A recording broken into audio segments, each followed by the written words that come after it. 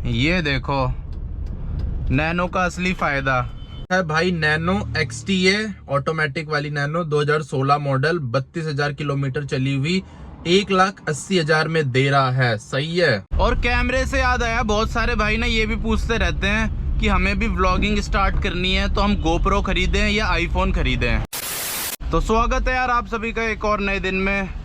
अभी सुबह के टाइम पे निकल चुका हूँ अपनी नैनो को लेके। और इस वीडियो में करने वाले हैं हम अपना वीकली Q&A, जो कि करते ही है हर हफ्ते।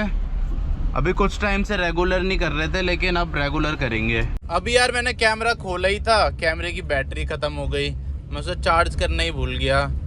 आजकल यार मैं बहुत सारी चीज़ें भूलता रहता हूँ। एक तो कैमरा चार्ज करना या फिर कुछ भी चीज चार्ज करना मैं सबसे ज्यादा भूलता हूँ। मेरे लिए तो जो इलेक्ट्रिक व्हीकल है ना वो बहुत ज्यादा बेकार है। मैं तो उसे चार्ज करना ही भूल जाऊंगा रात को, फिर सुबह मेरे को ऐसे ही रहना पड़ जाएगा। ऐसे ही मतलब बस वगैरह से जाना पड़ जाएगा। इसीलिए मेरे जैसे लोगों के लिए इलेक्ट्रिक व्हीकल सही चीज नहीं है। ऊपर से यार हमारे इधर तो लाइट भी इतनी ज्यादा अच्छी आती नहीं है। अभी गर्मी आ गई ना, गर्मी में थोड़ी ज्यादा जाएगी लाइट। वैसे पहले से तो इम्प्रूव हो गई, पहले तो बहुत जाती थी, अब इतनी नहीं जाती, लेकिन ये है कि जाती है अभी भी। तो इलेक्ट्रिक इन सब चीजों के मामले में बहुत ज्यादा पीछे है। अभी उस तरह का इंफ्रास्ट्रक्चर नहीं है ना हमारे देश में। 24 घंटे लाइट आती हो, जगह जगह चार्जर लगे हों, तब तो फायदा भी है। चार्जर है नहीं, जगह जगह लाइट आती नहीं है, तो इंसान चार्ज कहाँ करेगा? दूसरे प्लेनेट पे जाके करेगा क्या चार्ज? और ऊपर से अब अगले साल से तो सरकार ने नया रूल निकाल दिया है, मतलब बिल निकाल दिया है। उसमें आप सिर्फ इलेक्ट्रिक व्हीकल ही रजिस्टर करवा सकते हो अगले साल 2026 15 अगस्त से। जिनके पास पहले से है पेट्रोल डीजल वो तो चला सकते हैं। डीजल का नहीं पता, लेकिन पेट्रोल तो चला ही सकते हैं। बाकी न्यू रजिस्ट्रेशन बंद हो जाएगा।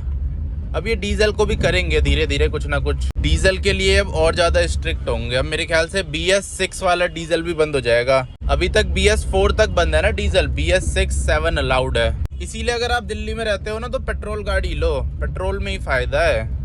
पेट्रोल में पीस ऑफ माइंड है बहुत ज्यादा। अब जैसे मेरी नैनो ही देख लो कितनी पुरानी है, ये BS4 पेट्रोल है, लेकिन मैं इसे खुलेआम चला सकता हूँ। अभी जो बैन लगा था ना पोल्यूशन के टाइम पे, तो उस टाइम पे भी मेरी नैनो पे नहीं लगा था बैन। ये BS4 है ना, तो BS4 से ऊपर जो पेट्रोल गाड़ियां हैं, BS4 भी और उससे ऊपर भी, सब आप चला सकते हो पोल्यूशन में भी और वैसे भी। तो ये फायदा है पेट्रोल गाड़ी लेने का। वहीं डीजल में ये फायदा नहीं है। डीजल में तो 2019 मॉडल तक भी बंद हो गए थे पोल्यूशन के टाइम पे। उन्होंने भी घर पे खड़ा कर दिया था अपने व्हीकल को। तो पेट्रोल और डीजल में एक बहुत ज्यादा बड़ा फर्क है ये। तो स्टार्ट करते हैं यार अपना Q&A। और पहला कमेंट लेते हैं, पहला कमेंट देखते हैं किस भाई का आता है। पहला कमेंट लेते हैं शेख सामी जी का। उन्होंने लिखा है, मेरी गाड़ी में भी सेम प्रॉब्लम आया था, ECM चेंज करने से ठीक हो गया भाई। तो मेरी नैनो में अभी के टाइम पे एक दिक्कत आ रही है ना, इसका रेडिएटर फैन नहीं चलता, जिसकी वजह से कुछ टाइम चलाने के बाद, लगभग 10-15 किलोमीटर चलाने के बाद ये ओवरहीट हो जाती है। मतलब वेदर के हिसाब से, जैसे अभी सुबह ठंडा मौसम है तो ज्यादा किलोमीटर चल जाएगी, दोपहर में गर्म मौसम रहता है तो उस टाइम कम किलोमीटर में ये ओवरहीट हो जाती है। तो उसमें उन्होंने लिखा है कि उनकी नैनो में सेम प्रॉब्लम थी, तो ECU चेंज करने के बाद ठीक हुई। और एक और भाई ने लिखा है, दीपक महतो जी ने, उन्होंने लिखा है, मेरा भी ECM चेंज हुआ तभी ठीक हुआ था, लेकिन मेरा एक दोस्त है जो ठीक कर देगा। ECM चेंज नहीं होना चाहिए यार, ECM थोड़ा महंगा सा आता है। वैसे मायापुरी में तो 2000 तक में आ जाएगा, पर वही है, वहाँ पता नहीं चलता ठीक है या खराब है।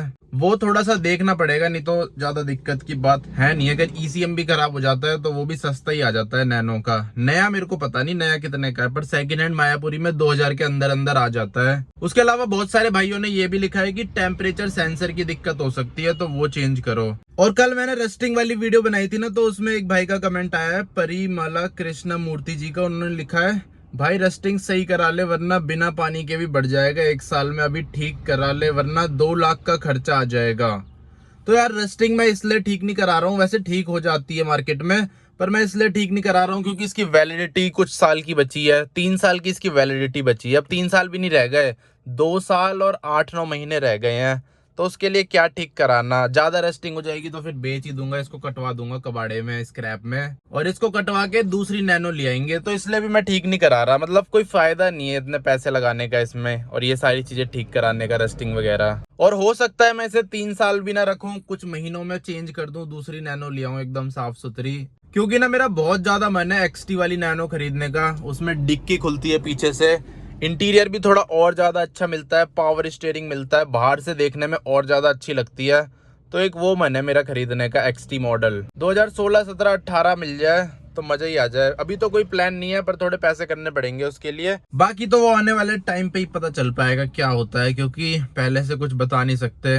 और एक भाई का कमेंट आया है घुमक्कड़ जी का, उन्होंने लिखा है भाई नैनो XTA ऑटोमेटिक वाली नैनो 2016 मॉडल 32,000 किलोमीटर चली हुई 1,80,000 में दे रहा है। सही है, वैसे प्राइस तो ठीक है, पर वही यार नैनो जैसी गाड़ी के लिए इतने ज्यादा पैसे देना मेरे को सही नहीं लगता। हाँ, अगर आपको ऑटोमेटिक की ज्यादा ही नीड है तब आप ले सकते हो, नहीं तो मेरे हिसाब से आपको फिर मारुति अल्टो में जाना चाहिए। अल्टो K10 में जा सकते हो, 800 में जा सकते हो, वैगनआर में जा सकते हो। पर हाँ, अगर आपको ऑटोमेटिक की ज्यादा ही नीड है तब तो फिर आपके पास नैनो के अलावा कोई और ऑप्शन बचता नहीं है इस प्राइस रेंज में। और अगर कोई और ऑप्शन मिल भी जाएगा तो उसमें इतनी वैलिडिटी नहीं मिलेगी जितनी आपको टाटा नैनो में मिल जाएगी। कहाँ 2016 मॉडल मिल रहा है, दूसरी गाड़ी लोगे तो 10-11 मॉडल मिलेगा, 11 भी मुश्किल से ही मिलेगा, 10 ही मिलेगा। तो इसीलिए जब तक ऑटोमेटिक की बहुत ज्यादा नीड ना होना तब तक मत खरीदना, क्योंकि ऑटोमेटिक यार थोड़ा महंगा ही मिलेगा। अगला कमेंट लेते हैं MD ईमान जी का, उन्होंने लिखा है भाई कृपया मुझे ये बताइए आपको प्रति लीटर कितना माइलेज मिल रहा है।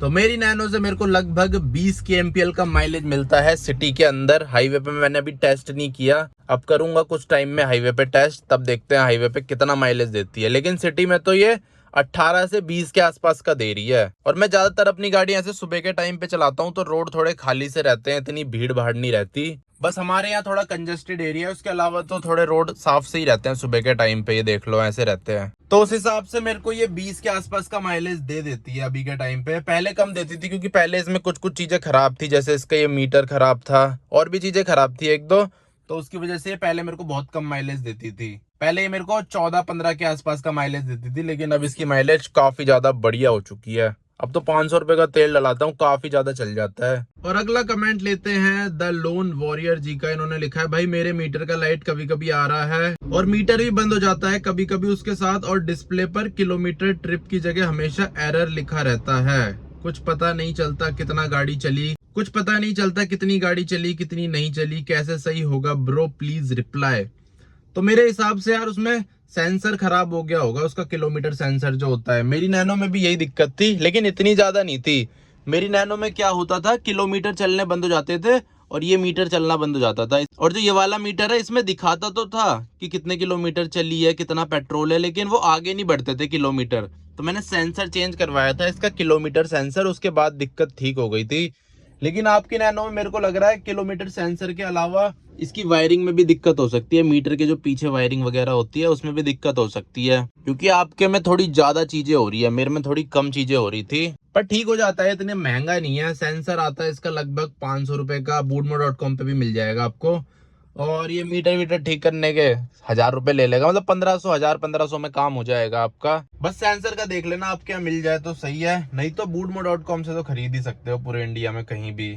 और अगर मीटर खराब होता है ना गाड़ी का तो उसकी वजह से माइलेज बहुत ज्यादा गिर जाती है। मेरा भी जब मीटर खराब था तो इसका पिकअप भी थोड़ा कम सा रहता था और माइलेज भी कम थी। अब जैसे मैंने मीटर ठीक कराया ना तो इसकी माइलेज भी बढ़ गई है और पिकअप भी बढ़ गया है। तो इसीलिए आजकल की जो गाड़ियां है ना, इनका मीटर ठीक होना बहुत ज्यादा जरूरी है, तभी आपको एकदम अच्छी परफॉर्मेंस, अच्छी माइलेज मिल पाएगी। तो इस वीडियो में मैं आपको दिखाऊंगा टाटा नैनो का कितना ज्यादा फायदा रहता है ऐसी छोटी छोटी गलियों में, रोड पे। अब देखो मेरे को ना अपनी नैनो को यू टर्न करना है, ट्रैफिक हो चुका है क्लियर, अब पूरा स्टीयरिंग काट दिया है मैंने, इंडिकेटर भी दे देते हैं। चलो ये देखो नैनो का असली फायदा, पूरी घूम जाती है थोड़ी सी जगह पे। तो ये बहुत ही ज्यादा तगड़ा फायदा है इस कार का। अगर पतली गली भी होती है ना उसमें भी यू टर्न ले लेती है, बस थोड़ा आगे पीछे करना पड़ता है, लेकिन वहां पे भी ये यू टर्न ले लेती है। तो मेन क्वेश्चंस का रिप्लाई तो मैंने कर दिया है, बाकी तो वैसे ही क्वेश्चन थे जो फ्रीक्वेंटली आस्क्ड हैं, बार बार एक ही क्वेश्चन आते रहते हैं। जैसे कि एक क्वेश्चन ये है कि इसकी सर्विस कितने रुपए में होती है, तो सर्विस इसकी 2000 से 1700 रुपए में हो जाती है। और अब मेरा GoPro थोड़ा सा चार्ज कर लिया मैंने कार में ही। कार का यार कितना फायदा है, आप चार्ज भी कर सकते हो आराम से। और कैमरे से याद आया, बहुत सारे भाई ना ये भी पूछते रहते हैं कि हमें भी व्लॉगिंग स्टार्ट करनी है तो हम GoPro खरीदें या आईफोन खरीदें। एक तो यहाँ के लोग पता नहीं गाड़ी चलाना कहाँ से सीख के आते हैं, मेरे ख्याल से अपने गाँव से सीख के आते होंगे।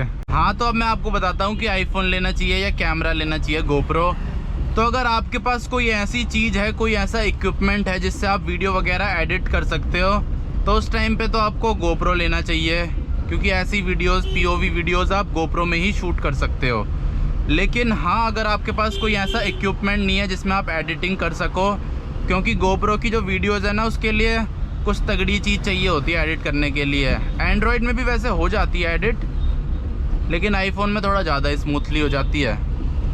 तो उस केस में आपको आईफोन लेना चाहिए पहले, फिर कुछ टाइम वीडियोस बनाने के बाद आप GoPro ले सकते हो, जैसे जैसे पैसे हो पाए आपके पास। क्योंकि मैंने भी यही किया था, सबसे पहले मैंने आईफोन ही ख़रीदा था। लेकिन हाँ, मैंने GoPro की जगह दूसरा एक्शन कैमरा ख़रीद लिया था, सस्ता सा। पर पहले मैंने आईफोन ही ख़रीदा था, उस कैमरे से भी पहले मैंने आईफोन ख़रीदा था। तो आई होप आपको जवाब मिल गया होगा इस चीज़ का कि अगर आपको व्लॉगिंग स्टार्ट करनी है तो आपको आईफोन लेना चाहिए या कैमरा GoPro लेना चाहिए।